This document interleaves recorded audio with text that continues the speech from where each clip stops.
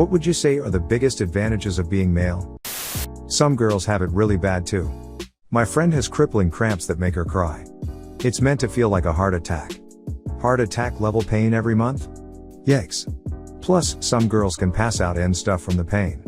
Medical professionals refuse to do anything too because it's a natural pain, whatever that means. My ex-GF had it absolutely horrible. Every month she would have to sit in the tub where her eyes would basically roll behind her head and would throw up constantly.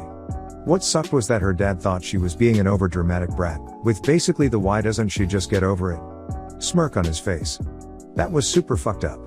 A sign in my gyno's office: a period that isn't normal is any period you feel isn't normal.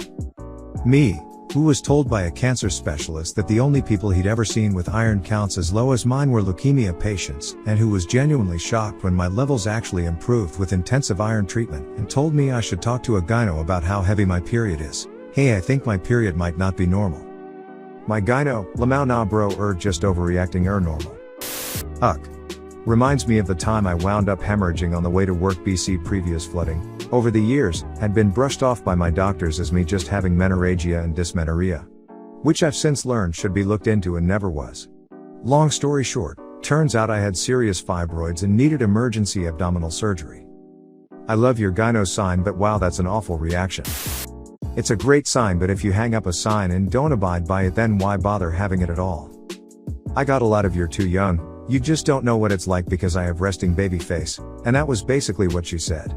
I was used to being dismissed, but I guess I was pissed that day when I told her I was 26 and got my period when I was 9, which put me at almost 2 decades of having a period and knowing that yes, my period wasn't normal, and told her about the cancer thing at 18, and the doctor I saw a few years after that who recommended I get 4 iron treatments since I had so much trouble with pills. I get so fucking sick, and how frequently my period changes, so I didn't even know what a normal period is for me.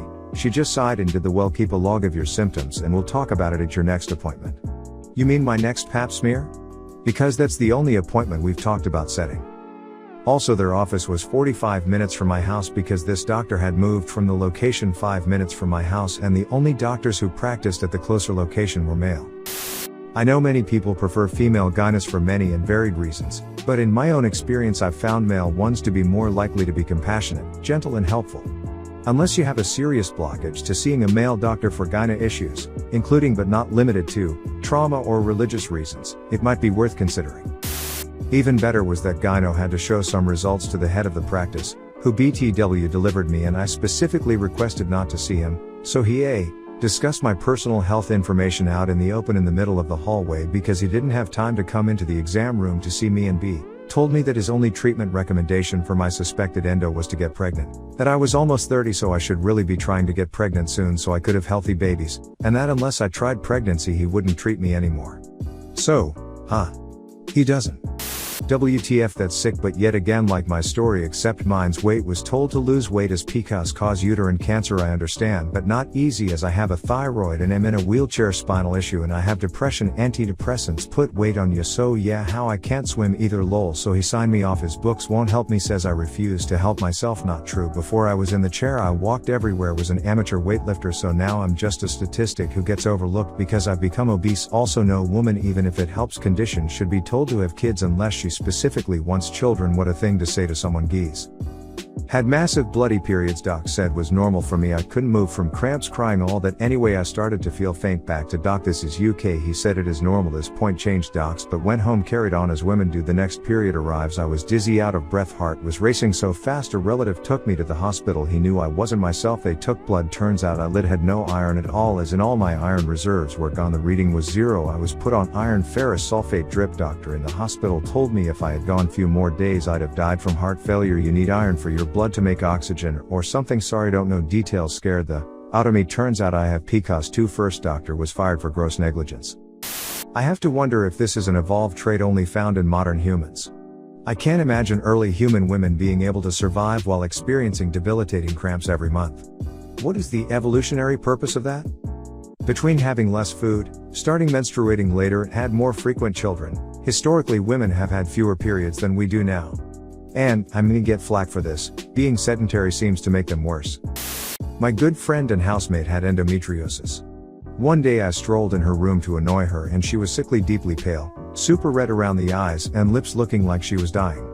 I can't remember the details, but she had pretty serious bleeding for 4 days. She could eat because she was so nauseous. So I was like, the fuck, let's go to the hospital. Turns out she had already gone and they told her to just wait it out and gave her anti-nausea meds. She recovered a few days later, but Jesus, that was spooky. I'm going to chime in here and gently suggest that your girlfriend get a second opinion. It sounds like the information she is getting is not the best and is possibly inhibiting her from actual treatments that could help. I struggled with endometriosis for 20 years before I found a doc who actually gave a shit, and my experience is not rare. Most docs don't know much at all about endometriosis, even ones who you would think should know about it, like OBGYNs, and seem to think that suffering is just a woman's lot in life. First off, many women with endo find hormonal birth control to be an absolute godsend. For me, it was the only thing that allowed me to function during my periods when I was younger, and I wish that my parents hadn't been so fundamentally religious that they wouldn't let me seek the same treatment as a teen. It would have saved me so much pain and suffering. I don't know the specifics around your girlfriend's health, but I think it is an avenue that is at least worth pursuing under the care of another medical professional. Secondly, as the other commenter said, many women actually see a marked improvement after pregnancy, and pregnancy itself was an amazing time for me. No periods? Yes, please.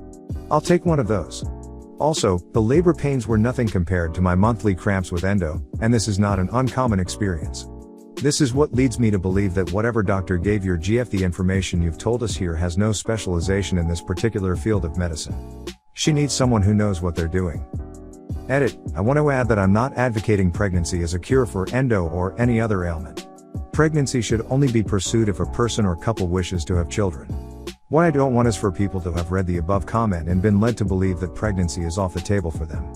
I have never heard of pregnancy being life-threatening to a woman with endo any more than it is to the general population. Used to this regularly when I would get home from working the night shift. Go check the mailbox before I go in and just let it rip on the way. It was like 3 a.m. in a small rural town, so no one was looking and I'd always be about to burst. I learned that pee can stain fresh asphalt. Go ahead, write your name. It'll be there till a good rain comes and washes it away. I've had a small section of my small intestine removed with open surgery, similar size cut to C-section. Mine was vertical though. That shit ain't no joke in terms of pain and recovery. I think a lot of people see it as some sort of standard small procedure. Anything that goes through the abdominal wall is a massive deal. Significant risks of hernia formation afterwards and other complications. It takes a long time to get back close to 100%. I remember shortly after first being married and my wife asking me to come with her to get gas at night.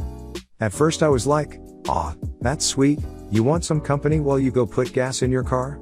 And she was like, "Ooh no, I don't want to feel afraid that someone is going to attack me while I go put gas in the car." It was really eye-opening for me as a man. I proceeded to ask her all kinds of questions and found out how much women have to live constantly looking over their shoulders in situations I would never even think twice about. So that. Right, I was approached by a scraggly strung out looking homeless man in the parking lot the other day. I was not scared in the slightest, more just annoyed, and gave him money simply so he would stop with the rehearsed speech and leave me alone. I can imagine any woman would be terrified being approached by that man when walking to their car. Thing is, that type of guy might make a different request to woman. I've given money to a homeless guy and 10 minutes later I saw the same guy try to grope a woman. Just because they're harmless towards a man doesn't mean that they're harmless to women. Came here for this. I can't count the number of times some woman I work with has hesitantly asked me to walk her to her car after work at night. The first couple of times I was dumb enough to think they were hitting on me.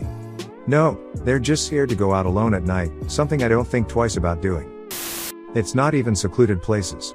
I was walking alone in broad daylight in a busy parking lot and a big guy was walking behind me and catcalling me while I was just trying to get back to my car. No one helped me out. I got to my car fine, but it was still scary and I was definitely on edge. Even better was that gyno had to show some results to the head of the practice, who BTW delivered me, and I specifically requested not to see him, so he discussed my personal health information out in the open in the middle of the hallway because he didn't have time to come into the exam room to see me, and B, told me that his only treatment recommendation for my suspected endo was to get pregnant, that I was almost 30 so I should really be trying to get pregnant soon so I could have healthy babies, and that unless I tried pregnancy he wouldn't treat me anymore. So, he doesn't.